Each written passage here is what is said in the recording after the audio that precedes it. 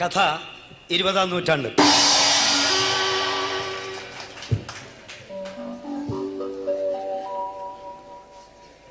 ഇരുപതാം നൂറ്റാണ്ട് എനിക്ക് വളരെ ഇഷ്ടപ്പെട്ടൊരു കഥയാണ്. എനിക്ക് മറക്കാനാവാത്തൊരു കഥയാണ്. എനിക്കൊരു സമ്മാനം നേടിത്തന്ന കഥയാണ്. ഒരിക്കലും വിസ്മരിക്കാനാവാത്തൊരു പാരിതോഷികം നേടിത്തന്ന കഥയാണ് 20-ാം നൂറ്റാണ്ട്. ഈ കഥ ഞാൻ ആദ്യമായിട്ട് പറഞ്ഞത് 1975 നവംബർ 25-ാം തീയതി. നോക്കണം, അത്ര കൃത്യമായിട്ട് ആണ്ട് മാസം ഒക്കെ കണക്കാക്കി വെച്ചിരിക്കുന്നു, ഓർത്ത് വെച്ചിരിക്കുന്നു. അത് മറക്കാനാവാത്തൊരു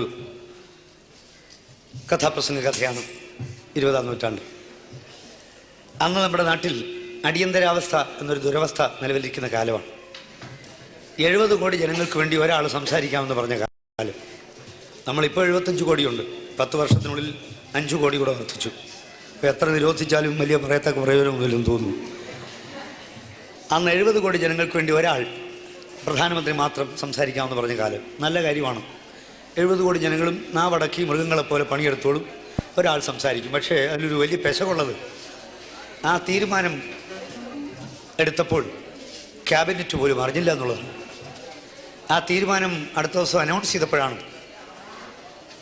പ്രസിഡന്റിനോട് ഒപ്പിടാൻ പറഞ്ഞു, അദ്ദേഹം ഒപ്പിട്ട് കൊടുത്തു. പിറ്റേന്ന് അനൗൺസ് ചെയ്തപ്പോൾ മാത്രമാണ് ക്യാബിനറ്റ് അംഗങ്ങൾ അറിയുന്നത്. അപ്പോൾ നമ്മുടെ നാട്ടിൽ ജനാധിപത്യവാദികൾ പറഞ്ഞു, ഇത് ഏകാധിപത്യമാണ്, ഇത് സ്വേച്ഛാധിപത്യമാണ്, ഇത് ഫാസിസത്തിൻ്റെ തുടക്കമാണ്. അത് ആർക്കും തുറന്നു പറയാനും പാടില്ല. അതാണ് ആ കാലഘട്ടത്തിൻ്റെ പ്രത്യേകത.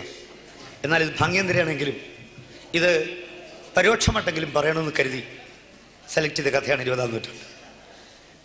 20-ാം നൂറ്റാണ്ട് അവതരിപ്പിച്ചപ്പോൾ ആ കഥ കേൾക്കാൻ ആവേശത്തോടെ ജനങ്ങൾ കൂടി.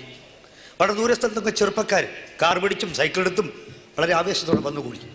നിങ്ങളെപ്പോലുള്ള ബഹുമാനപ്പെട്ട കഥാപ്രസംഗ ശ്രോതാക്കൾ മാത്രമല്ല സുഹൃത്തുക്കളെ, 20-ാം നൂറ്റാണ്ട് കേൾക്കാൻ അന്ന് കൂടിയത്. അന്നത്തെ സർക്കാരും വന്നു. അടിയന്തരാവസ്ഥ സർക്കാർ കഥാപ്രസംഗം കേൾക്കാൻ വന്നു. ഒരു സർക്കാരിനും കഥാപ്രസംഗം കേൾക്കേണ്ടി വന്നിട്ടില്ല. അന്നത്തെ സർക്കാർ കഥാപ്രസംഗം കേൾക്കാൻ വന്നു. സർക്കാർ ഇത് കേട്ടിട്ട് പറഞ്ഞു, കൊള്ളാം, സാം വിശ്വൻ്റെ കഥാപ്രസംഗം കൊള്ളാം, ഇങ്ങോട്ട് പോരെ, നമുക്ക് ഇരിക്കാൻ സ്ഥലമുണ്ട്.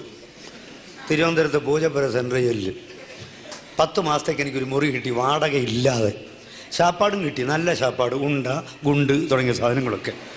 കിടക്കാൻ്റെ പുൽപ്പ, പിന്നെ ഒരു തലയണം കിട്ടി, ഇലയപ്പം പോലെ ഒരു തലയണ. ഒരു മുറിക്കകത്ത് ഞങ്ങൾ 5 പേര്. എന്നെ ആദ്യം കൊണ്ടുപോയത് 1976 മാർച്ച് 10-ാം തീയതിയാണ്. 17-ാം തീയതി വരെയുള്ളൊരു അനുഭവമാണ് ഈ പറഞ്ഞത്. ഈ ഒരു മുറിക്കകത്ത് 5 പേരെന്ന് ഞാൻ പറഞ്ഞത് എല്ലാവരും ഉണ്ട്, എല്ലാ തരക്കാരും ഉണ്ട്. RSSകാരനുണ്ട്, നക്സലൈറ്റുകാരനുണ്ട്, മാർക്സിസ്റ്റുകാരുണ്ട്. ഏകോദര സഹോദരങ്ങളെപ്പോലെ കീരിയും പാമ്പും സുഖമായിട്ട് കഴിഞ്ഞുകൂടുകയാണ്. അതായിരുന്നു കാലാവസ്ഥ, രാഷ്ട്രീയ കാലാവസ്ഥ. ഒരാഴ്ച കഴിഞ്ഞപ്പോൾ സർക്കാരിന് എന്നോടൊരു അലിവ് തോന്നി. എനിക്ക് A ക്ലാസ് തന്നു, A ക്ലാസ്സിലേക്ക് മാറ്റി. ഈ ജയിലിൽ A ക്ലാസ് ഉണ്ടല്ലോ, ദോഷം പറയരുത്, അത് കൊള്ളാം. ഒരാൾക്ക് വേണ്ടി ഒരു മുറി, കട്ടിലും മെത്തയും മസ്കിറ്റോ നെറ്റും, വായിക്കാൻ പുസ്തകങ്ങളും, നല്ല ശാപ്പാടും. ഞാനിത് പറഞ്ഞത് എൻ്റെ ഒരു ധീരകൃത്യം അവതരിപ്പിക്കാൻ വേണ്ടിയല്ല, അങ്ങനെ ഖ്യാതി നേടാൻ വേണ്ടിയല്ല.